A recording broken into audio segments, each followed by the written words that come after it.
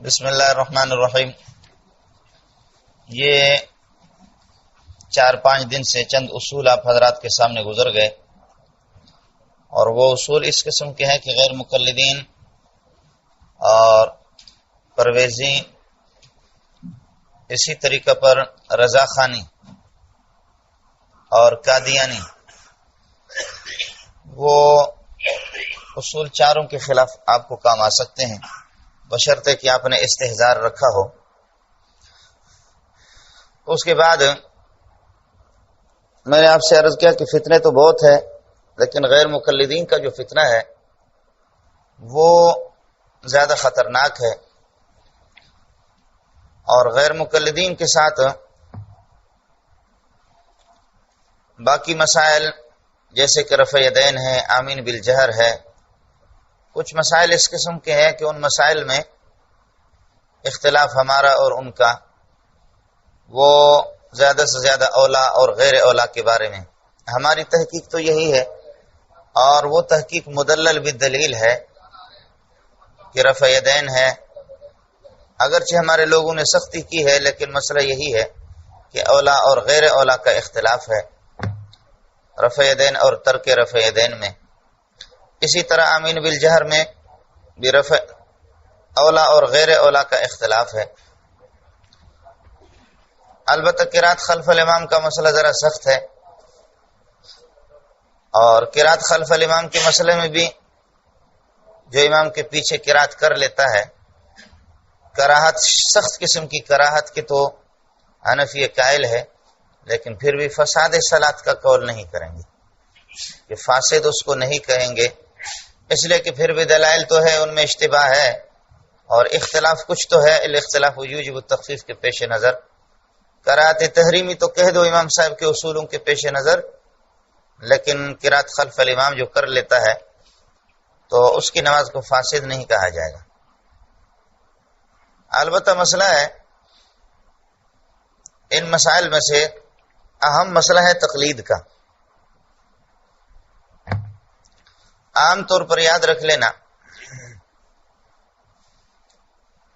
تقلید جیسے کہ ابھی آپ کے سامنے آئے گا کہ التقلید هو الاتباع، تقلید کہتے ہی اتباع کو، تو اتباع تو از قبیل عمل ہے، کسی کی پیروی کرنا اور اس کے چال چلنا، جو کچھ وہ کہہ رہا ہے اور جو تحقیق کی ہے اس پر عمل کر لینا۔ تو تقلید جب اتباع ہے تو اتباع از قبیل اعمال ہے، اتباع از قبیل عمل ہے۔ جب یہ عمل کے قبیل میں سے ہیں، لہذا اس کا حکم شرعی متعین کیا جانا ضروری ہے، اس کو لکھ لو ضرور۔ التقلید هو الاتباع، اس لیے تقلید کے لیے اس میں پھر یہ ہے کہ تقلید ثابت ہے یا غیر حق ہے یا تقلید باطل ہے، ایسا نہیں ہوگا، چونکہ عملیات میں سے ہیں، لہذا یہ ہوگا کہ حل التقلید واجب اور حرام، اس لیے کہ تقلید فعل مکلف ہے، تو حکم شرعی اس کا متعین کیا جانا چاہیے۔ یہ بات ذرا یاد کر لینا۔ اس لیے میں نے عرض کیا کہ بسا اوقات غیر مقلدین کو اس کا بھی پتہ نہیں ہوتا، وہ اس پر بحث کر رہے ہیں کہ تقلید حق ہے یا تقلید باطل ہے۔ حق اور باطل کا اطلاق اعتقادیات پر ہوتا ہے، حق اور باطل کا اطلاق اعتقادیات پر ہوتا ہے، اور تقلید از قبیل عمل ہے، تو اس کے لیے حکم شرعی وہی احکام شرعیہ فرض اور واجب، ان میں سے کسی کو متعین کرنا ہوگا، لہذا عقائد والے احکام اس پر جانی کر لینا یہ درست نہیں ہوگا۔ دوسرا مسئلہ ہے کہ غیر مقلدین کے جو محققین ہیں اور استاذ الکل فی الکل، استاذ الکل یعنی استاذ جمیع العالم، پوری دنیا کا استاد، فی الکل فی جمیع العالم، یعنی استاد جمیع الناس، سب کا استاد علماء کا، اور فی الکل فی جمیع العالم حضرت مولانا نذیر حسین صاحب، سید نذیر حسین، ان کی جیسے ضخیم کتاب ہے، 400 صفحات سے بھی زائد کی معیار الحق، ایک ضخیم کتاب ہے۔ حضرت رحمت اللہ علیہ اور دیگر ان کے مقتدا بڑے حضرات، داؤد غزنوی ہوں، فلانا ہوں،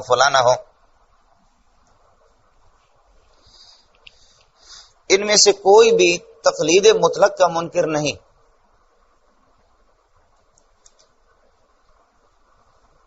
تقلید مطلق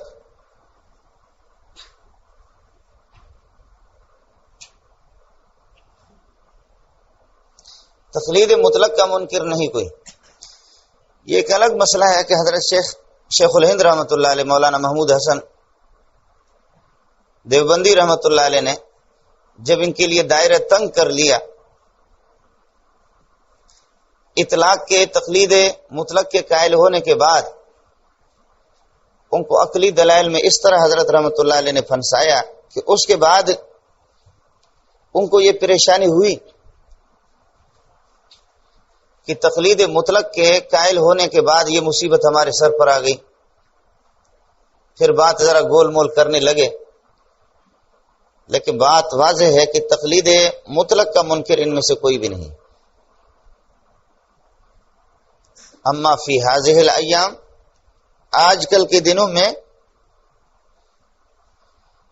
بے جو صحیح غیر مقلد ہے، غیر مقلد تو کوئی صحیح ہوتا ہی نہیں ہے، اور غیر مقلد کو اپنے مذہب کا کچھ پتہ ہوتا بھی نہیں ہے، لیکن اگر کوئی غیر مقلد ہے اور اپنے اکابرین کے مسلک اور مشرب کو سمجھنے والا ہے تو ان میں سے کوئی تقلید مطلق کا منکر نہیں ہے، سوائے سید طالب الرحمن کے کہ وہ کٹر زیدی شیعہ ہیں، لیکن وہ غیر مقلدین کا ترجمان بنا ہوا ہے اور ان کا مناظر ہے، وہ ذرا بھونکنے میں اچھا ہے۔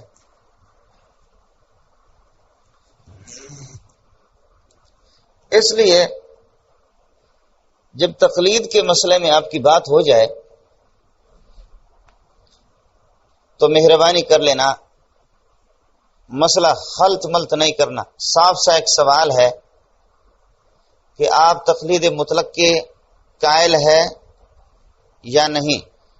تقلید شخصی کے تو قائل نہیں ہے کوئی غیر مقلد۔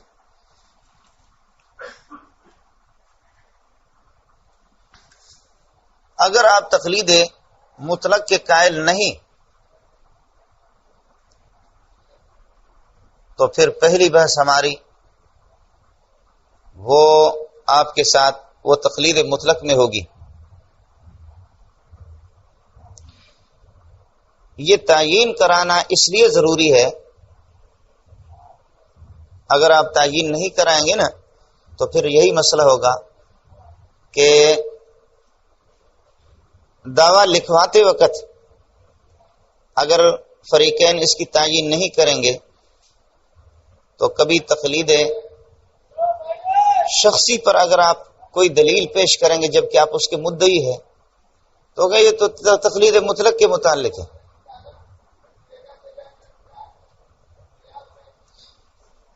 تو یہ جو بھاگنے میں تاکہ ان کے لیے راستہ نہ رہے، اس لیے تقلید مطلق کے اگر آپ قائل نہیں تو پہلا مسئلہ یہی ہے اور پہلا درجہ یہی ہوگا کہ تقلید مطلق کے متعلق بحث ہوگی کہ تقلید مطلق ثابت ہے یا نہیں اور واجب ہے یا نہیں۔ لیکن اس پر ظاہر ہے کہ وہ حضرات اس کے منکر ہی نہیں ہے سوائے اس بدبخت کے۔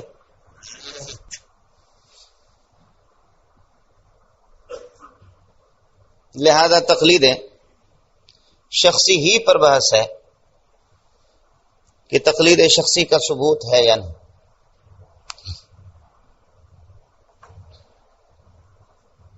اس لیے مولانا یہ لکھ لو کہ تقلید شخصی والے مسئلے میں ہم لوگ مدعی ہے اور ہمارا فریق مخالف وہ مدعا علیہ ہے۔ جب ہم مدعی ہے تو پھر یہ ہوگا، چاہے آپ 5 منٹ کی یا 10 منٹ کی جو تقریر اپنی مقرر کریں گے، آپ کا جب واسطہ پڑے گا کسی سے تو پہلی تقریر بھی آپ کی ہوگی اور آخری تقریر بھی آپ کی ہوگی۔ تقلید شخصی میں ہم لوگ مدعی کیوں ہیں؟ اس کی وجہ یہ ہے کہ تقلید مطلق کی تو وہ بھی قائل ہے اور ہم بھی قائل ہیں دونوں، لیکن اس تقلید مطلق کو شخصیت اس کے لیے ایک قید ہے، تو گویا کہ ہم لوگ ایک شے زائد کے قائل ہے، اور جو مثبت زیادت ہوتا ہے وہ مدعی ہوتا ہے۔ جیسا کہ فقہ کی کتابوں میں آپ نے پڑھا ہے، میاں بیوی دونوں کا اختلاف ہو جائے، محترمہ کہتی ہے کہ حق مہر 2000 اور میاں کہتا ہے کہ 1000، تو مدعی زیادت وہ بیوی ہے، مثبت زیادت وہ ہے، لہذا مدعی ان کو قرار دیا جائے گا۔ اس لیے اس مسئلے کے اندر مدعی ہم ہیں، پہلی تقریر بھی آپ کی ہوگی اور آخری بھی۔ دوسرا مسئلہ، یہاں ایک بات آپ کی اطلاع کے لیے عرض کروں، وہ یہ ہے، تقلید شخصی کا معنی ہم لوگ یہ سمجھتے ہیں کہ شخص معین کی پیروی کر لینا، امام ابو حنیفہ رحمۃ اللہ علیہ کی پیروی، لہذا اب آپ کو گھیر لیا جائے گا کہ اس مسئلے میں آپ نے امام ظفر کے قول پر فتویٰ دیا ہے، اس مسئلے میں صاحبین کے قول پر فتویٰ ہے، اس مسئلے میں حسن بن زیاد کے قول پر فتویٰ ہے، اس قسم کے بہت سے مسائل ہیں، تو تقلید شخصی آپ کی کہاں رہی؟ تو یاد رکھ لینا، اس تقلید شخصی سے تشخص فردی مراد نہیں ہے، یہاں پر تشخص نوعی مراد ہے۔ تقلید شخصی کا معنی مذہب مشخص اور مذہب معین کی پیروی کر لینا۔ دعویٰ تو میں بھی آپ کو لکھوا لیتا ہوں، مذہب معین، لہذا یہ شخصیت اور یہ تشخص فردی نہیں ہے، تشخص نوعی ہے۔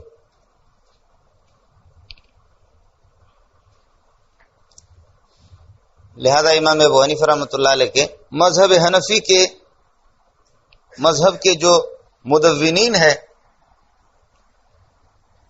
جو مذہب انہوں نے ترتیب دی ہے،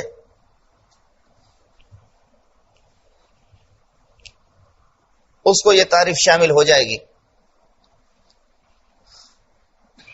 تو شخصیت فردیہ نہیں ہے، شخصیت نوعیہ ہے یہاں پر مراد۔ اس کو ضرور نوٹ کر لینا، یہ زبردست چیز ہے۔ اب مسئلہ ہے کہ آپ دعویٰ جو لکھیں گے، آپ کے ذمہ پر دعویٰ ہوگا اور فریق آخر وہ جواب دعویٰ لکھے گا، لہذا اب یہ لکھ دو کہ تقلید شخصی اور بریکٹ میں لکھ دو کہ مذہب معین کی پیروی، مذہب معین کی پیروی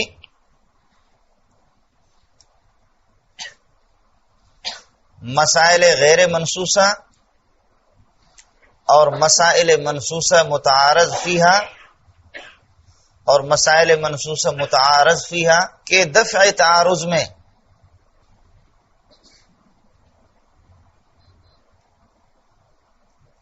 واجب لغیر ہی سمجھتے ہیں۔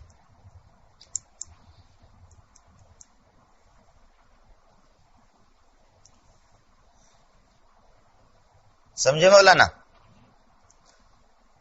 تقلید شخصی مذہب معین کی پیروی مسائل غیر منصوصہ جن پر نص صریح قرآن و سنت سے نہ ہو، وہ مسائل مسکوت عنہا جن کو کہا جاتا ہے۔ مسائل غیر منصوصہ کا معنی مسکوت عنہا، اور مسائل منصوصہ کہ جن میں نص آیا ہے، مسائل منصوصہ متعارض فیہا لیکن اس میں تعارض ہے۔ آمین بالجہر کی بھی روایت ہے اور عدم جہر کی بھی روایتیں ہیں، اخفا کی بھی. رفع الیدین کی بھی روایت ہے، ترک رفع الیدین کی بھی روایت ہے. وضع الیدین تحت السر بھی ہے اور وضع الیدین علی الصدر کی روایت بھی ہے. تو مذہب معین کی پیروی مسائل غیر منصوصہ اور مسائل منصوصہ متعارض فیہا کے دفع تعارض میں واجب لغیر ہی سمجھتے ہیں. مولانا یہ آپ نے لکھ لیا، اب خدا را ذرا یاد کر لینا. مسئلہ وہ یہ ہے، جب یہ بحث آپ کی شروع ہوگی، تقلید شخصی کی تعریف میں نے آپ کو بتا دی، یہ ہے. اب جب بحث شروع ہوگی تو اس پر گھنٹوں کے گھنٹے لگتے ہیں کہ یہ تقلید کی تعریف کرو، تقلید کی تعریف کرو، بار بار آپ سے مطالبہ ہوگا. سوال یہ ہے کہ تقلید مطلق کے تو آپ بھی قائل ہے، اس کی ہم تعریف کیوں کریں؟ اس میں تو جھگڑا ہی نہیں ہے. یہ وہ بات ہے کہ اس طرف کسی کا ذہن گیا بھی نہیں. چلو بیٹھ جاؤ.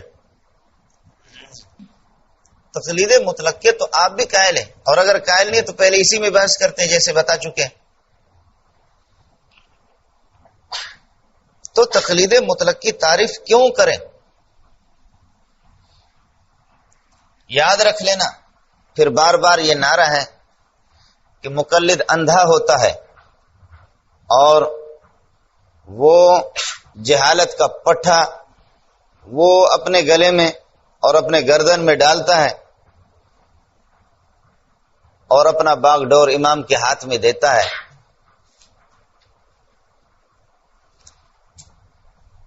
تو ایک امام سے دوستی کر کے کسی نہ کسی جگہ وہ ہمیں لے جائے گا. آپ کے گلے میں تو کئی پٹھے ہوں گے، آپ کے گلے میں کئی رسیاں ہوں گی. آپ تو شاط آئرہ کی طرح اس بکرے کے سامنے آ جائے، اس بکرے کے سامنے آ جائے، ادھر بھی جائے. آپ سمجھ رہے نہیں سمجھ رہے؟ تقلید مطلق کے تو آپ بھی قائل ہیں، اس کا بھی تحقق بغیر کسی امام، بغیر کسی انسان کے نہیں ہوگا. تو کبھی اس کے پاس جانا، کبھی اس کے پاس جانا، کبھی اس کے پاس جانا. تو اس قسم کی رسیاں اور اس قسم کے پٹھے تو آپ کے گلے میں کئی ہے. اس لیے میں نے آپ سے عرض کیا یہ بڑی غلطی ہم سے ہوئی ہے اور بڑے افسوس کی بات ہے کہ مسئلے کی تعیین نہ کریں کہ تقلید مطلق پر بحث ہوگی. اور یاد رکھ لینا، تقلید مطلق اور چیز ہے، مطلق تقلید اور چیز ہے. تقلید کی شرعی حیثیت والا تو ایسے ہی کبھی یہ لکھتا ہے کبھی وہ لکھتا ہے، سمجھے بھائی جان؟ تقلید مطلق اور چیز ہے، مطلق تقلید اور چیز ہے. کچھ پلا پڑ گیا؟ اس لیے میں نے عرض کیا کہ تقلید مطلق کی تعریف ہمیں کرنی نہیں ہے. آپ انکار کریں کہ ہم تقلید مطلق کو نہیں مانتے تو پھر پہلے اس پر بحث ہوگی. اس لیے تقلید پر جب بھی بحث ہوئی ہے بات طے نہیں ہوئی ہے.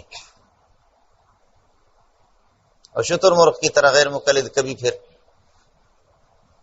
آپ نے تقلید شخصی کی دلیل پیش کر دی تو وہ کہتا ہے کہ یہ تقلید مطلق ہے. تو تقلید مطلق آپ لکھ کر کے لکھوائیں گے ان سے کہ بھئی اس پر اتفاق ہے کہ ہم اور آپ تقلید مطلق کے قائل ہے، تو پھر اس کے بعد تقلید شخصی میں آپ کے لیے بحث کرنا بالکل آسانی ہوگا. اس لیے تقلید کی تعریف ہمیں نہیں کرنی چاہیے، ہم نہیں کریں گے. ہاں اگر آپ تقلید مطلق کی منکر ہے تو پھر ہم تعریف کریں گے. آپ سمجھ رہے نہیں سمجھ رہے؟ ورنہ غیر مقلدین جو ان میں محققین اہل بصیرت ہے وہ اس سے انکار نہیں کرتے تو پھر کیوں ہم کریں؟ جلد نمبر 1 ہے، پہلی جلد ہے اس کی، یہ حجت اللہ البالغہ، حجت اللہ البالغہ نہیں کہنا، حجت اللہ البالغہ کی پہلی جلد ہے، مکتبہ فاران والوں نے چھاپا ہے اور اس میں صفحہ نمبر 153 پہ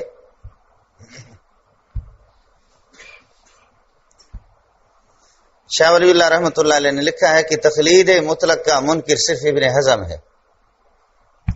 تقلید مطلق کا منکر صرف ابن حزم ہے. یاد رکھ لینا، بات کوئی گول مول نہیں ہے، سعودی والے بھی سن لے اس کو. ہمارے اکابرین نے اس کی تصریح نہیں کی. حضرت تھانوی کا بھی رسالہ ہے، قاری محمد طیب رحمۃ اللہ علیہ کا بھی ہے، اور مولانا حبیب احمد کیرانوی رحمۃ اللہ علیہ کا بھی ہے، ان اکابرین کے ہیں. لیکن اس کی کسی نے تصریح نہیں کی ہے کہ تقلید جب کہتے ہیں اتباع کو، ہاں ملنگو، تقلید جب کہتے ہیں اتباع کو تو صحابہ سارے کے سارے متبع تھے، تو صحابہ مقلدین ہوں گے؟ تو ہم لوگ کہتے ہیں ہی یہ ذرا عجیب سا لگتا ہے. لکھا کسی نے نہیں. آج سے یہ اعلان سن لو، صاف صاف سی بات ہے، صحابہ کچھ مجتہدین تھے، کچھ مقلدین تھے. میں نے آپ سے عرض کیا کہ حجت اللہ البالغہ صفحہ نمبر 153 پہ ہے، وَعَلَمْ أَنَّ الْجُمْهُورَ مِنَ الصَّحَابَةِ لَا يُقَلِّدُونَ إِلَّا صَاحِبَ الشَّرْعِ.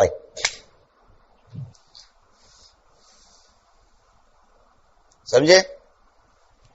وَعَلَمْ أَنَّ الْجُمْهُورَ مِنَ الصَّحَابَةِ لَا يُقَلِّدُونَ إِلَّا صَاحِبَ الشَّرْعِ، صفحہ نمبر 153. صحابہ رسول پاک صلی اللہ علیہ وسلم کی تقلید کرتے تھے. التقلید جب اتباعی ہے تو پھر بات ہی ختم. صحابہ متبع ہے سارے کے سارے. لا یقلدون الا صاحب الشرع.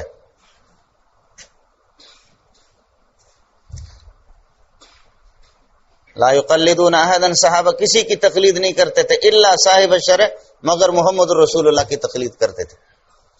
اور یاد رکھ لینا، رسول پاک صلی اللہ علیہ وسلم صاحب الشرع حقیقتاً نہیں، یہ مجازن ہے. آپ شارع حقیقی نہیں، یہ شارع مجازی ہے. اس کو بھی ذرا یاد کر لینا. مولانا سرفراز خان دامت برکاتہم العالیہ نے لکھا ہے کہ آپ کی اطاعت ذاتی ہے، حقیقی ہے، ایسا نہیں. حضرت شیخ الہند رحمۃ اللہ علیہ دوسرے لوگوں نے تردید کی ہے. آپ کو ابھی بتا دوں گا، آپ کی اطاعت حقیقی نہیں ہے، اطاعت مستقلہ نہیں ہے. اطاعت مستقل صرف اللہ تعالیٰ کی. آپ شارع حقیقی نہیں ہے، شارع حقیقی اللہ تعالیٰ ہے. شرع لكم من الدين ما وصى به نوحا والذي أوحينا إليك وما وصينا به إبراهيم وموسى وعيسى أن أقيموا الدين ولا تتفرقوا فيه.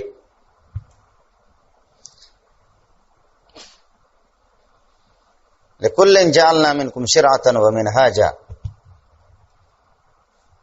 اس لیے بھائی مسئلہ ہے، یہ کتاب میں لے کر آیا ہوں، علامہ ابن قیم رحمۃ اللہ علیہ کی 2 جلد ہیں. آپ اعلام الموقعین میں دیکھیں گے تو حضرت نے مستقل باب قائم کیا ہے کہ مقلدین صحابہ اور صحابہ میں مفتی حضرات، اور حضرت فرماتے ہیں کہ تقلید مذموم بھی ہے، تقلید محمود بھی ہے.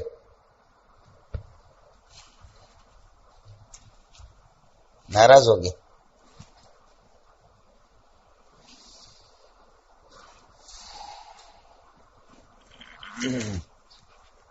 مولانا یہ صفحہ نمبر 187 ہے، اعلام الموقعین ہے، دوسری جلد ہے، اس میں 187. مولوی نیاز ذرا منطقی ہے، ادھر سن لو.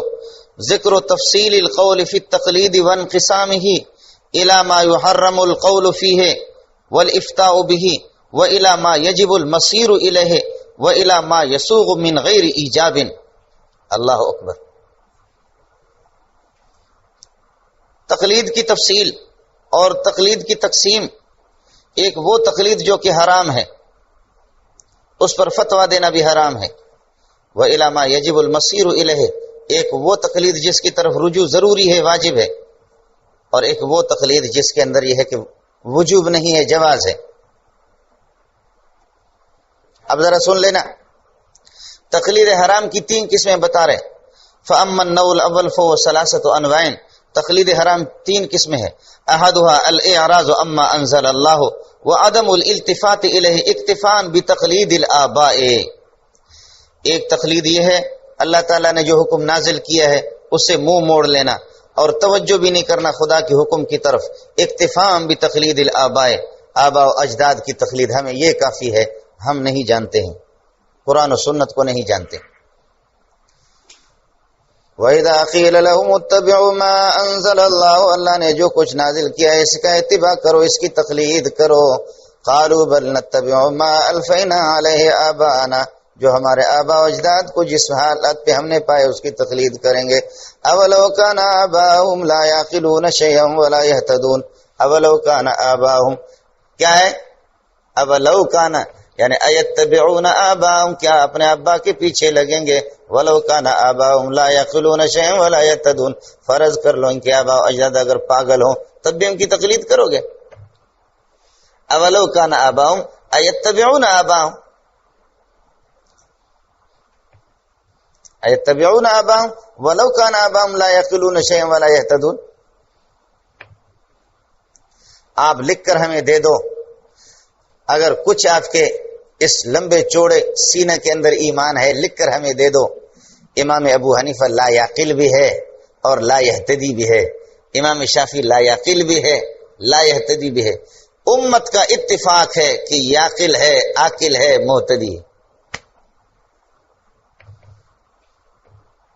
سمجھتا ہے؟ اور یہ وہ تقلید ہے کہ الاعراض اما انزل اللہ، ما انزل اللہ سے اعراض کرنا. امام ابو حنیفہ تو ما انزل اللہ پہ مرتا ہے. مجتہد ہم کہتے قیاس وہاں چلائے گا کہ جو مسائل غیر منصوص علیہ ہوں گے، مسائل مسکوت عنہا، ان مسائل مسکوت عنہا کو جا کر کے وہ منطوق سے معلوم کریں گے. یا اللہ بھنگ حرام ہے، چرس حرام ہے، افیون حرام ہے، ہیرون حرام ہے، نسوار کا کوئی پتہ نہیں ہے کہ کیا ہے، اس کو کیا کریں؟ نہ بھنگ کا ذکر حدیث میں، نہ چرس کا، نہ افیون کا، نہ ہیرون کا. اب امام صاحب کہتے ہیں کہ ہن کیا کرے؟ تو مجتہد غریب کہتے ہیں یہ مسئلہ مسکوت عنہا ہے، یعنی لم یرد حدیث، لم یرد آیت ولا حدیث فی البھنگ ولا فی الچرس ولا فی الافیون ولا فی الہیرون ولا فی النسوار. مذاق کر رہا ہوں، پٹھان ناراض نہ ہو، سمجھے بھائی. نسوار کی مخالفت کر کے ہمیں پاکستان میں رہنا ہے، ایسے کون کرے گا؟ سمجھے؟ اب اس غریب نے جا کر کہا کہ شراب تو کیا ہے؟ وہ ہے منصوص علیہ حرام، ان کو کیا کریں گے؟ اس کا جا کر کے انہوں نے علت نکالی. یاد رکھ لینا یہ علت نکالنا مسائل مسکوت عنہا کے لیے ہے، منصوص کے لیے نہیں ہے. دیکھا کہ شراب کے اندر چونکہ اسکار موجود ہے اور یہی اسکار بھنگ میں بھی ہے، چرس میں بھی ہے، افیون میں بھی ہے، ہیرون میں بھی ہے. سمجھے بھائی جان؟ تو منصوص علیہ جس علت کے بنیاد پر حرام ہے وہ علت غیر منصوص علیہ اور مسکوت عنہوں کے اندر بھی وہ علت پائی جا رہی ہے، لہذا اس پر بھی حرمت کا حکم لگے گا. سمجھے؟ لہذا فل چرس والبھنگ والافیون اذا کان فی الاسکار فهو حرام. باقی خود جو منصوص علیہ ہے وہ میری علت کا محتاج نہیں ہے، خود منصوص علیہ. شراب کا ایک قطرہ لے لو، اس میں اسکار کہاں ہے؟ مولی نیاز کہے گا بالکل وہ اپنے جیب میں رکھو اس کو. ایک قطرہ جب شراب کا آپ لے لیں گے اس میں اسکار کہاں ہے؟ لیکن پھر بھی وہ حرام.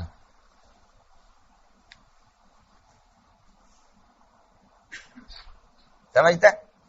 اب آپ بتائیں کہ ما انزل اللہ سے اعراض کیا یا ما انزل اللہ کے اندر دماغ خراب کیا؟ ما انزل اللہ کے اندر جتنا وہ گھسا اور امام نے جتنا غوطہ لگایا، آپ کہاں ہیں؟ الاعراض اما انزل اللہ وعدم الالتفات الیہ اکتفاء بتقلید الآباء. دوسری صورت یہ تقلید حرام کی ایک صورت. دوسری صورت الثانی تقلید من لا يعلم المقلد انه اهل لان يؤخذ بقوله ام لا. مقلد کو یہ پتہ نہیں ہے کہ یہ آدمی اس قابل ہے بھی اس کی قول کو لے لو یا نہیں.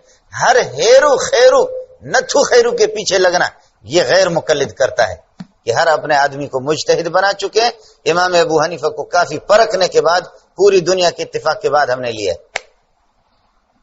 دوسری تقلید وہ ہوتی ہے من لا يعلم المقلد، و مقلد کو یہ معلوم نہیں ہے کہ انه اہل لان يؤخذ بقوله، کہ میرا مقتدا اور میرا مقلد، میں تو مقلد ہوں جس کی میں تقلید کر رہا ہوں، مقلد میرا امام اور میرا مقلد وہ اس کا اہل ہے یا نہیں ہے خامخواہ سے، اور یہ صورت بھی نہیں. تیسری صورت التقلید بعد قیام الحجت و ظہور الدلیل علی خلاف قول المقلد علی خلاف قول المقلد. خیال کر لینا. تیسری صورت التقلید بعد قیام الحجت و ظہور الدلیل، دلائل واضح قائم ہو گئے کہ آپ کے امام کی یہ بات غلط ہے، آپ کے امام کی یہ بات غلط ہے، اس کو پتہ بھی چل گیا، 100% یقین دلائل سے آپ نے قائم کر دیا، قائل کر دیا اس کو، لیکن پھر بھی ڈٹا رہتا، کہتا ہے کہ میں نئے منوس آمنا و صدقنا ما قال لنا امامنا. بس امام ہی کی بات، اور قرآن حدیث کو ہم لیں گے بھی نہیں. ہم آپ کو دعوت فکر دیتے ہیں، ہم کہتے آؤ بیٹھ جاؤ، اور بہشتی زیور آپ کے سامنے رکھتے ہیں، قدوری آپ کے سامنے رکھتے ہیں، ہدایہ آپ کے سامنے رکھتے ہیں. اول سے شروع کرتے ہیں کیا یہ مسئلہ قرآن و سنت کے موافق ہے یا نہیں. آپ حدیث دکھائیں کہ یہ مخالف ہے اور ہم زور لگائیں گے کہ یہ موافق ہے. اس طرح ہمارے ساتھ بیٹھ جاؤ. کفر کے فتویٰ لگانے کی کیا ضرورت ہے؟ اس قسم کے مذاکرات کوئی کرتا بھی نہیں ہے. آپ سمجھ رہے ہیں؟ یہ تینوں قسم کی تقلید، یہ تقلید حرام ہے. ما انزل اللہ سے اعراض کر لینا. دوسری صورت اپنے امام کا پتہ نہیں ہے کہ امام جس کے پیچھے میں لگاؤں اس کی علمی پوزیشن کیا ہے، خامخواہ ہیرو خیرو نتھو خیرو کو لے کر کے اس کے پیچھے لگا. تیسرا یہ کہ دلائل سے آپ نے سمجھا دیا کہ بالکل ایسا ہے،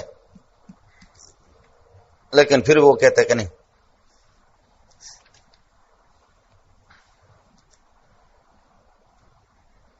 وَأَمَّا تَقْلِيدُ مَنْ بَذَلَ جَهْدَهُ فِي اتِّبَاعِ مَا أَنزَلَ اللَّهُ وَخَفِيَ عَلَيْهِ بَعْضُهُ فَقَلَّدَ فِيهِ مَنْ هُوَ أَعْلَمُ مِنْهُ فَهَذَا مَحْمُودٌ غَيْرُ مَذْمُومٍ وَمَأْجُورٌ غَيْرُ مَأْزُورٍ كَمَا سَيَأْتِي بَيَانُهُ عِنْدَ ذِكْرِ التَّقْلِيدِ الْوَاجِبِ وَالسَّائِغِ إِنْ شَاءَ اللَّهُ تَعَالَى. کیوں مر گیا؟ وَأَمَّا تَقْلِيدُ مَنْ بَذَلَ جَهْدَهُ،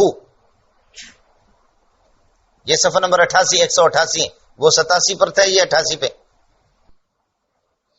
وَأَمَّا تَقْلِيدُ مَنْ بَذَلَ جَهْدَهُ فِي اتِّبَاعِ مَا أَنزَلَ اللَّهُ وَخَفِيَ عَلَيْهِ بَعْضُهُ فَقَلَّدَ فِيهِ مَنْ هُوَ أَعْلَمُ مِنْهُ فَهَذَا مَحْمُودٌ غَيْرُ مَذْمُومٍ وَمَأْجُورٌ غَيْرُ مَأْزُورٍ كما سيأتي بيانه عند ذكر التقليد الواجب والسائغ ان شاء اللہ تعالی. باقی اس شخص کی تقلید کر لینا جس نے اپنی پوری توانائی ما انزل اللہ کے اتباع میں خرچ کیا ہو، وخفی علیہ بعضہ، اور بعض احکام مخفی ہو رہ گئے ہوں، فقلد فیہ، اور اس میں وہ مقلد تقلید کرتا ہے من ہوا اعلم منہ، اس شخص کی کہ جو اس سے بڑا عالم ہے، اس میں یہ اس کی تقلید کرتا ہے. فہذا محمود غیر مذموم، یہ تقلید محمود ہے، یہ مذموم نہیں ہے. وہ معجور، اس پر ثواب ملے گا، غیر معذور، اس پر گناہ نہیں ہوگا. معذور حمزہ کے ساتھ ہے، اس پر کوئی گناہ نہیں. کما سیاتی بیان ہو، اس کی تفصیل آئے گی عند ذکر تقلید الواجب، اس تقلید واجب اور تقلید سائغ جو کہ جائز ہے، وہاں تفصیل آ جائے گی. حضرت بھی تقلید کو واجب سمجھتا ہے. تقلید کی ایک قسم جائز ہے حضرت کے ہاں، اور ایک واجب ہے.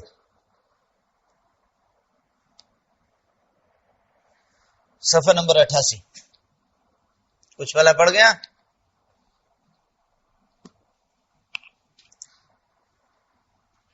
اس لیے میں نے آپ سے عرض کیا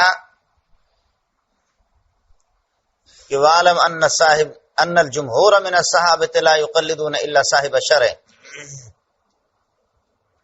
امام الحرمین رحمۃ اللہ علیہ نے لکھا ہے کہ نبی پاک صلی اللہ علیہ وسلم کی باتیں ساری کی ساری اگر وہی ہوں وہ 100% قطعی ہے، ان کو اگر کوئی لے لیتا ہے تو اس پر تقلید کا اطلاق نہیں کیا جائے گا. لیکن نبی پاک صلی اللہ علیہ وسلم کی جو باتیں اجتہادی ہوں ان کو لیتے ہوں صحابہ تو ان کو بھی تقلید کہا جائے گا. اور اب آپ بتاؤ، فیصلہ کرو کہ نبی پاک صلی اللہ علیہ وسلم اجتہاد کرتے تھے یا نہیں کرتے تھے؟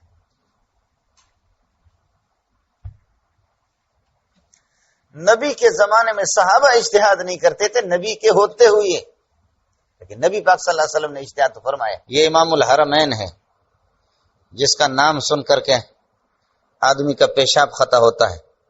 1357 جلد نمبر 2، 1357 جلد نمبر 2. بہت بڑے غضب کے مناظر مولانا. کتاب کا نام ہے البرہان فی اصول الفقہ، مخطوط ینشر لأول مرة لامام الحرمین ابی المعالی عبد الملک ابن عبداللہ ابن یوسف، الجزء الثانی.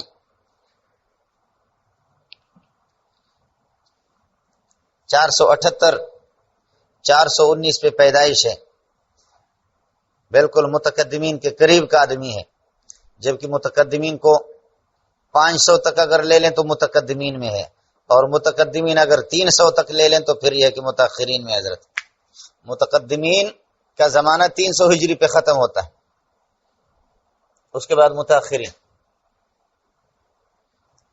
دوسرا قول یہ ہے کہ نہیں، 500 ہجری تک، 500 تک متقدمین ہے، اس کے بعد پھر متاخرین ہے. پھر یہ آپ کے امام غزالی رحمۃ اللہ علیہ، امام الحرمین، یہ سب کے سب اللہ آپ کا بھلا کرے، یہ متقدمین میں اس دوسرے قول کے بنیاد پر آئیں گے. امام غزالی 505 میں ان کی وفات ہے، حضرت 419 میں پیدائش ہے، 478 میں وفات ہے. اللہ اکبر، چھوٹی عمر ہے. 19 میں پیدائش ہے اور 78 میں وفات ہے. 60 سال کے قریب، لگ بھگ 60 سال سے بھی کم عمر بنتی ہے. کمال والے لوگ یہ ہوتے ہیں. غضب کا مناظر. مولانا یہاں ایک عبارت آپ کو سناتا ہوں، اور بات وہی ہوگی جو میں آپ کے سامنے روتا رہا. قال القاضی اندی لا تقلید ولا مقلد. قاضی صاحب کہہ رہا کہ نہ کوئی تقلید ہے نہ کوئی مقلد. وکل من قبل قولا کالعام يقبل قول المفتی وجب علیہ قبولہ وکان قولہ حجتا فی حقہ. باقی عام آدمی جو مفتی کی بات کو لیتا ہے اس کو بھی تقلید نہیں کہا جائے گا. حضرت فرماتے ہیں والمختار عندی علی الضد والاقص. میں قاضی کی بات کو نہیں مانتا. ہور تسی تیار رہو. فإن الخلائق عندي في أفعالهم وأقعادهم مقلدون. فإن الخلائق عندي في أفعالهم وأقعادهم مقلدون. ومن قبل قول رسول الله صلى الله عليه وسلم منهم فهو مقلد. فإن قوله عليه السلام لا يكون حجة لذاته. فإن الخلائق عندي في أفعالهم وأقعادهم مقلدون. پوری دنیا اپنے افعال اور اپنے عقائد میں بھی تقلید کرتے. یاد ہوگا آپ کو کہ میں روتا رہا کہ ہمارے لوگ کہتے عقائد میں تقلید نہیں ہوتی، اور علامہ آلوسی رحمۃ اللہ علیہ اور ابن حجر کا حوالہ آپ کو بتایا، فرمایا عقائد میں تقلید ہوتی ہے. میں نے آپ کو تطبیق دے کر بتایا کہ تقلید عقائد میں ہوتی بھی ہے اور نہیں بھی ہوتی ہے، دونوں ٹھیک. اور صاف صاف سی بات ہے کہ ہوتی ہے عقائد میں تقلید. کون سا آپ کا ٹھیٹ مولوی ہے جو اپنا عقیدہ بھی ایسے ہی ثابت کرے، جو عقیدۃ الطحاوی کو چھوڑ کر کے اور یہ کہ اپنے ائمہ کو چھوڑ کر کے ابو منصور ماتوریدی ابو الحسن اشعری رحمۃ اللہ علیہ کو اور ان اکابرین کو، سلف صالحین کو چھوڑ کر کے خود اپنے دلیل کے زور کے بنیاد پر عقائد کا استنباط کرے بتائیں؟ تقلید کا کوئی دم ہوتا ہے؟ بھٹو کہتا ہے میں شراب تو پیتا ہوں لیکن میں شرابی نہیں، شراب تو پیتا ہوں لیکن میں شرابی نہیں. سمجھے بھائی؟ کہ آدمی آپ تقلید کرتے.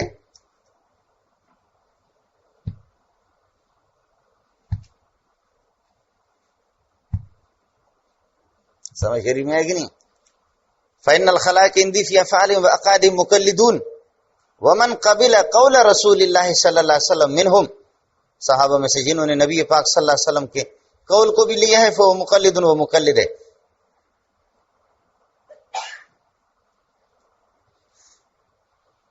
اس لیے کہ نبی کوئی بات کہہ دیتا ہے اس میں پکی بات آپ کہیں یہ نبی کا اجتہاد ہے یا وحی ہے، تب بھی قطعیت نہیں ہوتی. تقلید سے بھی یہی ظنیت حاصل ہوتی ہے.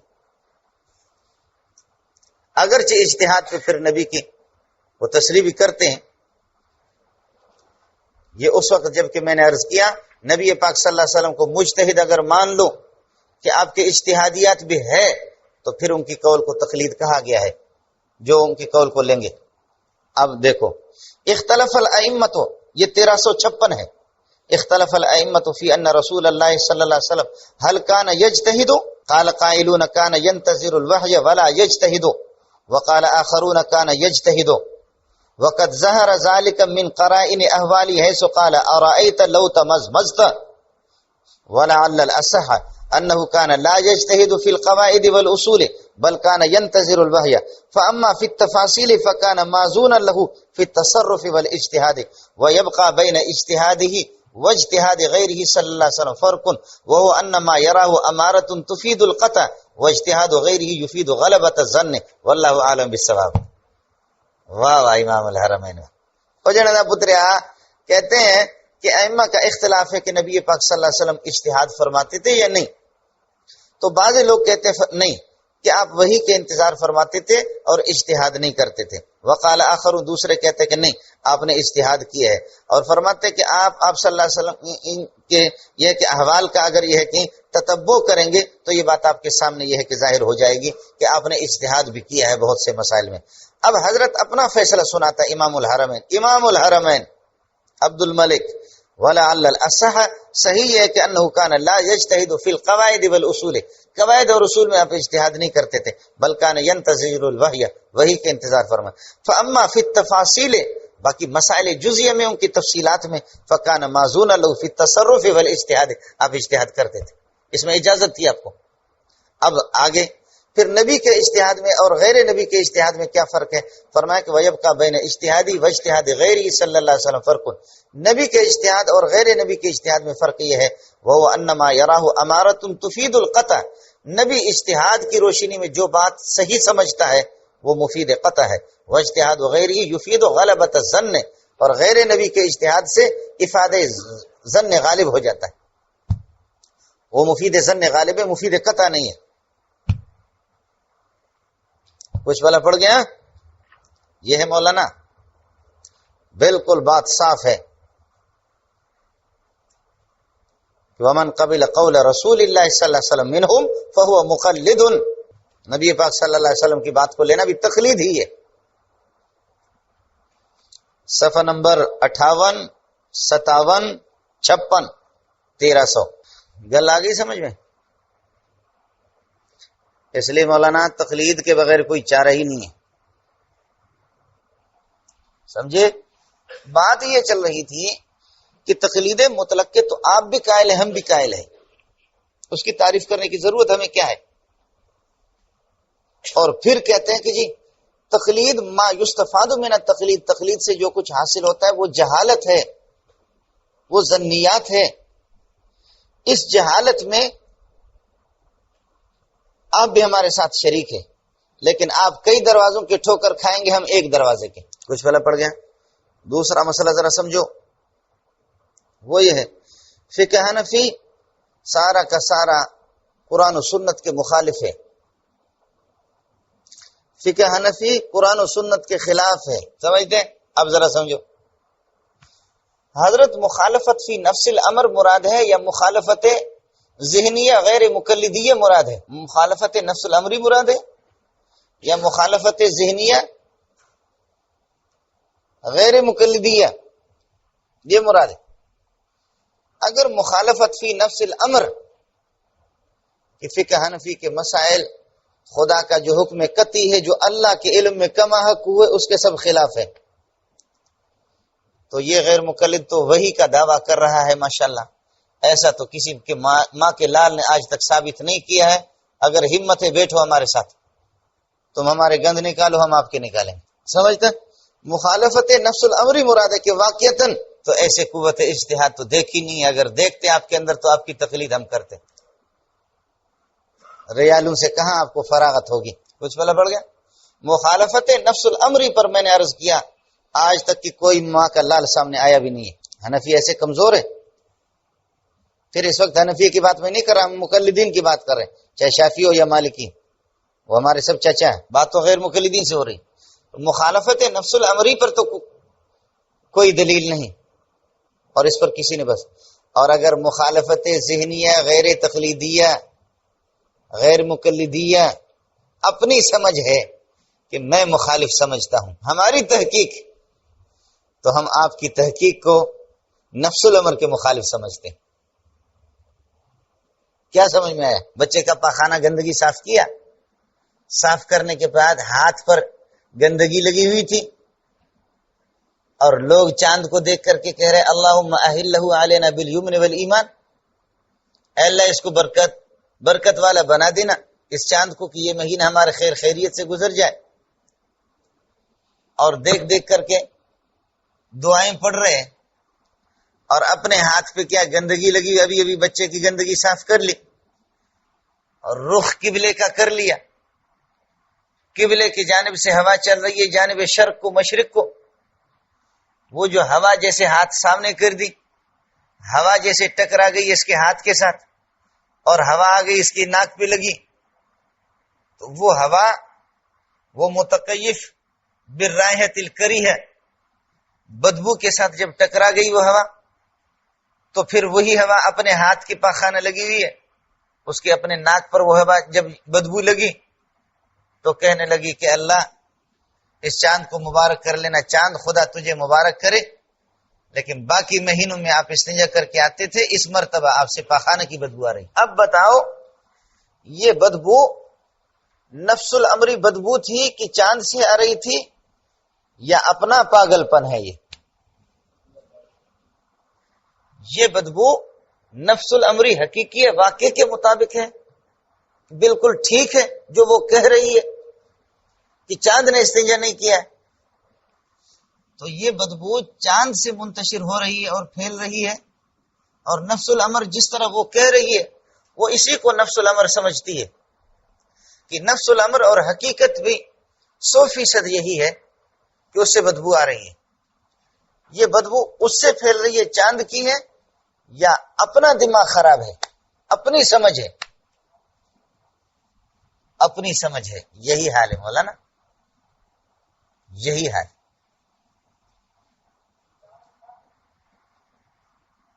بات ہی سمجھ میں، یہ اپنی سمجھ ہے کہ کسی مسئلے کو دیکھ کر کے کسی نص کے ساتھ اس کو تطبیق دے دینا، تطبیق کی صلاحیت بھی نہیں ہے، نصوص پر احاطہ اور گرفت بھی نہیں ہے، نصوص کا علم بھی نہیں ہے، اور استدلال اور استنباط کا طریقہ بھی نہیں آتا، دلائل کے مراتب کا بھی علم نہیں ہے، حدیث کی عبارت بھی نہیں پڑھ سکتا، ترجمہ بھی نہیں جانتا، اور اس کا اپنا دعویٰ یہ ہے کہ جی یہ فلاں حدیث کے مخالف ہے، فلاں حدیث کے مخالف۔ ایسا نہیں۔ اس لیے میں نے عرض کیا کہ فقہ حنفی اگر آپ کہتے ہیں کہ مخالفت نفس الامریہ ہے کہ نفس الامر میں اس کے مسائل مخالف، تو بالکل غلط ہے، یہ دلیل سے آج تک کسی نے ثابت نہیں کیا۔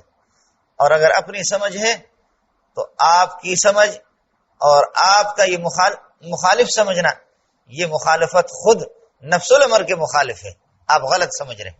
اور سمجھو،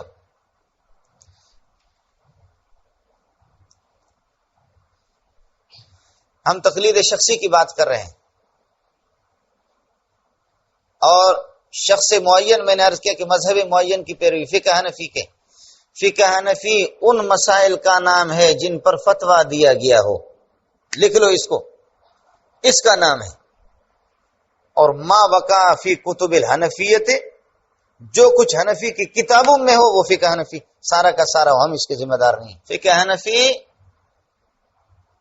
اس کے لیے اصول مقرر ہے الحمدللہ، اور ان اصولوں کو دیکھ کر کے اصولوں پر فتویٰ دیا جاتا ہے۔ تو الاقوال التي افتي بها ہی مسائل الفقہ الحنفی، فقہ حنفی کے مسائل یہی ہے فقہ حنفی، جن پر فتویٰ دیا گیا ہو۔ باقی ہر رتب و یابس کے ذمہ دار ہم نہیں ہیں۔ جو شامیہ میں آ گیا، جو عالمگیری میں آ گیا، اور جو بحر الرائق میں آ گیا، تو ہم اس کا ذمہ ہم نے اٹھایا ہے۔ یہ آپ سے حاصل تک ہے، کوئی ماں کا لال اٹھا نہیں سکتا یہ ذمہ، ہم کیوں یہ اٹھائیں؟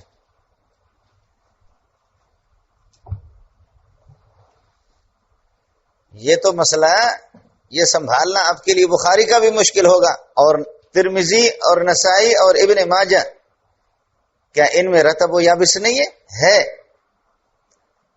لیکن احادیث رسول وہ ہوں گے کہ اصولوں پر ان کو پرکھ کر کے جو صحیح حدیث نکلے گی، غیر معلول اور غیر شاذ، اسی کو آپ کہیں گے، اس کے آپ جواب دیں ہیں۔ آپ جواب دیں کیوں ہیں؟ ہم جواب دیں اس کے، وہ بھی ہماری کتابیں ہیں۔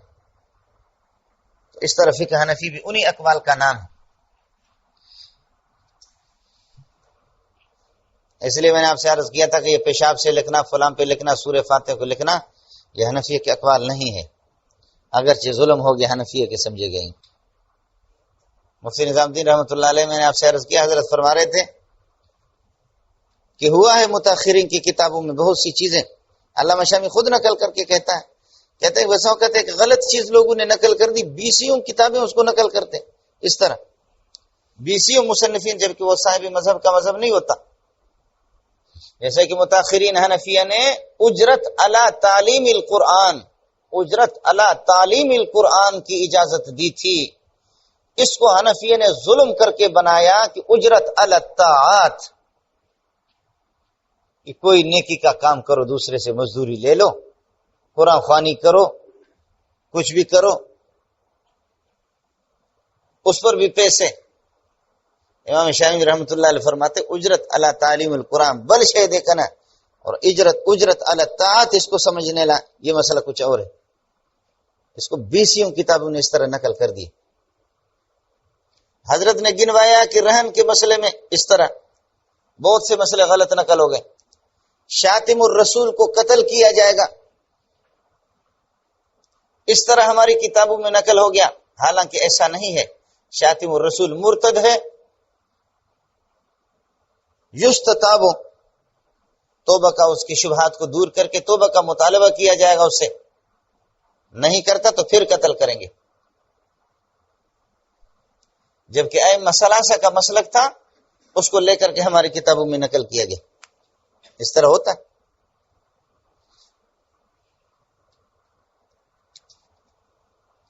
اس لیے میں نے آپ سے عرض کیا کہ مولانا تقلید مطلق کی تعریف ہمیں نہیں کرنی ہے، اس کے تو آپ بھی قائل ہے، اور اگر آپ تقلید مطلق کے قائل نہیں ہیں تو اب بیان کر رہا ہوں۔ تقلید مطلق کو آپ نہیں مانتے، ہم مانتے ہیں، تو ہم تقلید کی تعریف کریں گے۔ ہم مدعی تقلید مطلق ہیں۔ آپ ذرا سمجھو تقلید کی تعریف، یہ آپ کے محمد اعلی التھانوی، اس کو لوگ محمد علی لکھتے ہیں، محمد علی نہیں ہے، محمد اعلی التھانوی، کشاف اصطلاحات الفنون، ان کی کتاب مکتبہ سہیل اکیڈمی والوں نے بھی چھاپا ہے، اور کلکتہ سے بھی چھپی، اسی کا نقل سہیل اکیڈمی والوں نے کیا، ہندوستان اور یہاں کی ایک ہی چھپائی ہے۔ اب یہ ہے کہ باہر سے بھی چھپ گئی، بہت پیارے انداز پہ چھپی ہے، یہ زبردست کتاب ہے مولانا۔ آپ لوگ مدرس بنیں گے، اس کو لے کر جانا ہے ہر مدرس کو، کشاف اصطلاحات الفنون، محمد اعلی التھانوی۔ کتابوں والوں سے بھی غلطی ہو گئی، انہوں نے اس پر محمد علی لکھ دیا، محمد علی نہیں ہے، محمد اعلی ہے۔ 3600 اصطلاحات ہے اس میں، 2-3 ہزار صفحات کے، 2 جلدوں میں بڑی بڑی۔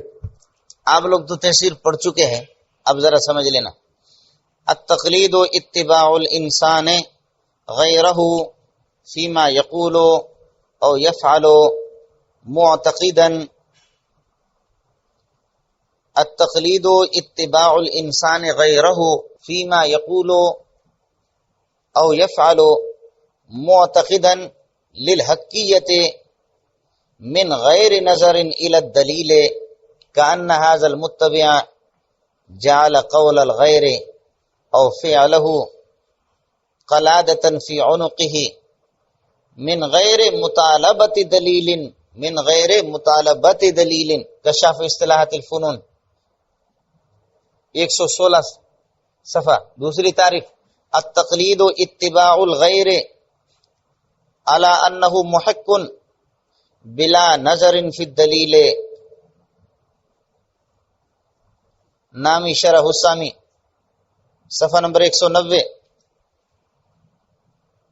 التقلید اتباع الغیر على انه محق بلا نظر فی الدلیل.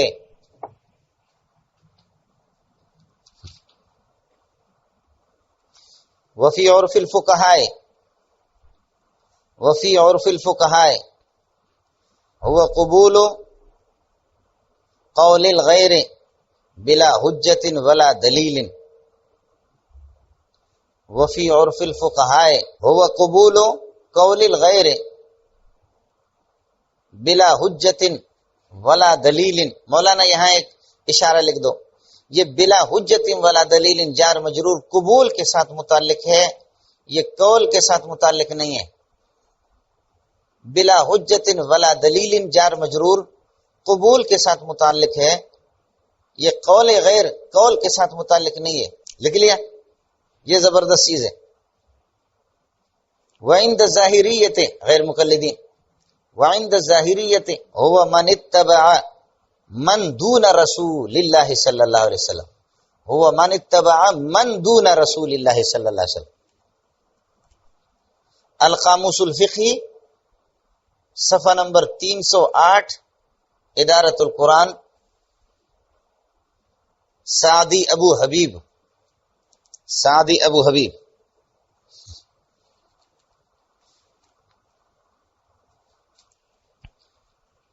مولانا اب ذرا سمجھ لینا، اس کو اس طرح ترجمہ نہیں کرنا، ڈٹا رہنا اس پر.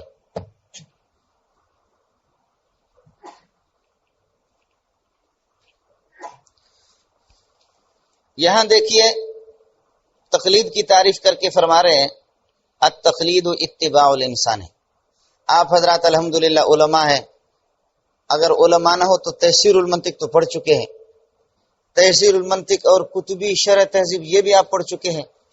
آپ کو پتہ ہے کہ معرف تعریف اور معرف یعنی حد اور محدود ما صدق علیہ اور مصداق کے اعتبار سے دونوں ایک ہوتے ہیں، صرف فرق اجمال اور تفصیل کا ہوتا ہے. کیا سمجھ میں آ گیا؟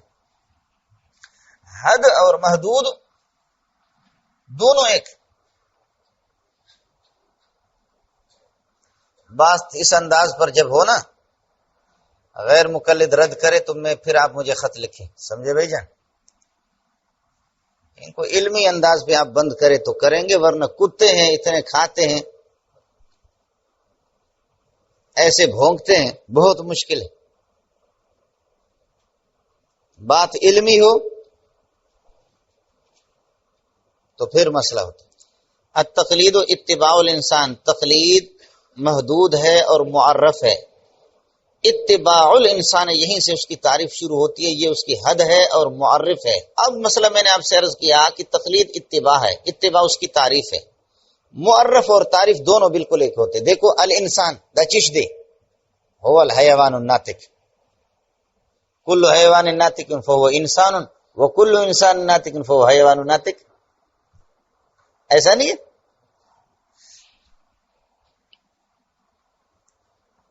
الانسان هو الحیوان الناطق، جو کیا ہے؟ انسان ہے وہ حیوان ناطق، اور جو حیوان ناطق ہے وہ انسان ہے. آپ سمجھ رہے نہیں سمجھ رہے؟ لیکن من کل الوجوہ ایک نہیں ہے. من کل الوجوہ 100% جہاد کا فرق ہے. کہ محدود مجمل ہے اور حد تفصیلی ہے، ورنہ تو دور لازم آئے گا. کچھ پہلے بڑھ گیا، ورنہ تو مسئلہ دور لازم آئے گا. اس دور کو ختم کرنے کے لیے ہم لوگ یہی کہتے ہیں، پوری دنیا یہی کہتی ہے کہ محدود وہ مجمل ہوتا ہے اور حد اس کی تفصیلی ہوتی ہے. انسان میں حیوان ناطق ہے لیکن اجمالاً ہے، اور الحیوان ناطق جو اس کی حد ہے یہ تفصیلی ہے.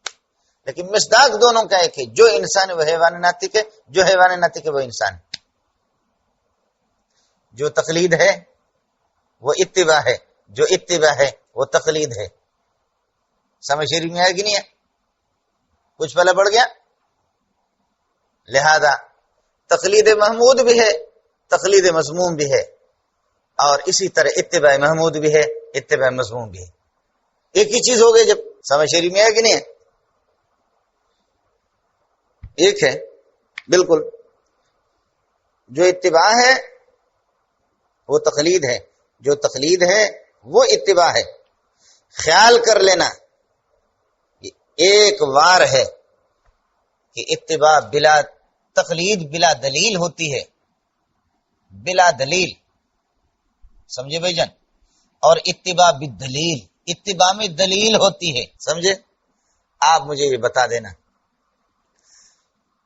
قرآن کہہ رہا یا ایھا الذین آمنوا لا تتبعوا خطوات الشیطان ومن يتبع خطوات الشیطان فإنه يأمر بالفحشاء والمنکر. ومن يتبع خطوات الشیطان، خطوات الشیطان، شیطان کا اتباع بالدلیل ہے.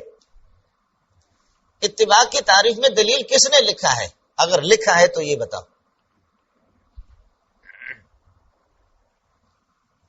وَإِذَا قِيلَ لَهُمُ اتَّبِعُوا مَا أَنزَلَ اللَّهُ قَالُوا بَلْ نَتَّبِعُ مَا أَلْفَيْنَا عَلَيْهِ آبَاءَنَا. ہمارے آباء و اجداد نے جو کچھ کیا ہے ہم اس کو لیں گے. قرآن کہتا ہے اَيَتَّبِعُونَ آبَاءَهُمْ اَوَلَوْ كَانَ آبَاءُهُمْ کا معنی میں نے عرض کیا اَيَتَّبِعُونَ آبَاءَهُمْ وَلَوْ كَانَ آبَاءُهُمْ لَا يَعْقِلُونَ شَيْئًا وَلَا يَهْتَدُونَ. تمہارے ابا اور اجداد وہ پاگل ہوں تب بھی ان کا اتباع کرو گے؟ وہ پاگلوں کے پیچھے چلتے تھے، وہ خود ہی مقتدا پاگل تھے تو مقتدی تو بطریقہ اولائی پاگل. وہاں دلیل کی بات ہی کیا ہے؟ تب بھی قرآن اس کو اتباع کہہ رہا ہے. مقتدا بھی پاگل اور مقتدی بھی پاگل، مقتدا بھی جہنمی اور مقتدی بھی جہنمی، پھر بھی اتباع کا لفظ قرآن نے استعمال کیا ہے. یہ اتباع مذموم ہے جو ابھی آپ کو اعلام الموقعین کے حوالے سے میں نے آپ کو بتایا. الاعراض عما انزل اللہ وعدم الالتفات الیہ تقلیدا بلا آباء. سمجھے؟ یہ اتباع مذموم ہے، دلیل نہیں ہے اس میں. اتباع اور تقلید ایک ہے. اتباع بھی اتباع مذموم، اتباع محمود. ہم بھی کہتے ہیں تقلید بھی تقلید محمود اور تقلید مذموم ایک ہی چیز ہے.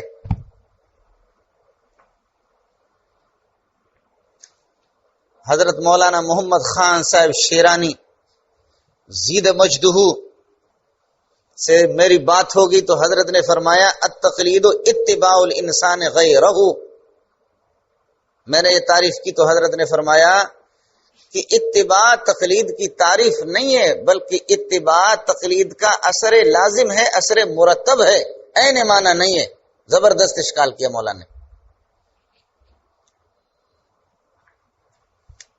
آپ بات سمجھے؟ یہ حضرت کا اشکال تھا، بہت اچھا اشکال ہے. یہ اشکال غیر مقلدین کو تو آئے گا بھی نہیں، ان کے پاس اتنا علم کہاں ہوتا ہے. لیکن مولانا نے یہ اشکال کر لیا. برحال فرمایا اتباع عین معنی تقلید نہیں ہے، بلکہ اتباع اثر مرتب ہے تقلید کا، یعنی الاثر الذي يترتب على التقلید.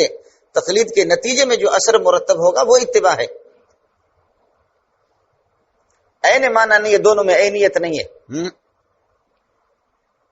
یاد رکھ لینا، پہلا تو مسئلہ آپ کو پتہ ہے کہ التعریف باللوازم عند المتاخرین متروک.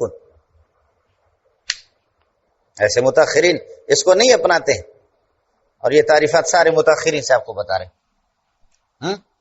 یہ دوسرا مسئلہ اللہ آپ کا بھلا کرے وہ یہ ہے کہ التقلید و اتباع الانسان، تعریف یہیں سے شروع ہوتی ہے، اور وہی مضبوط دلیل ہے کہ معرف اور تعریف دونوں میں عینیت ہوتی ہے،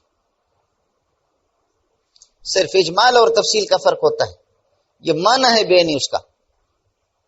دو، تیسرا مسئلہ ذرا سمجھ لینا، لسان العرب میں ہے التقلید اے الاتباع، التقلید اے الاتباع، اے آ گیا، میں نے مولانا شیرانی صاحب سے عرض کیا حضرات التقلید اے الاتباع آیا، اور کلمہ اے کا قانون یہ ہے لغت والوں کے ہاں کہ اے کا ما بعد ما قبل کے لیے معطوف علیہ ہوتا ہے، معطوف ہوتا ہے، ما قبل معطوف علیہ اور ما بعد معطوف ہوتا ہے، یعنی عطف بیان، اور عطف بیان میں معطوف علیہ اور معطوف دونوں کا ما صدق علیہ اور مصداق ایک ہوتا ہے، ہو بہو طابق النال بالنال۔ حضرت نے فرمایا یہ اے کا اضافہ یہ لغت والوں کی طرف سے ہے یا ایجاد بندہ ہے؟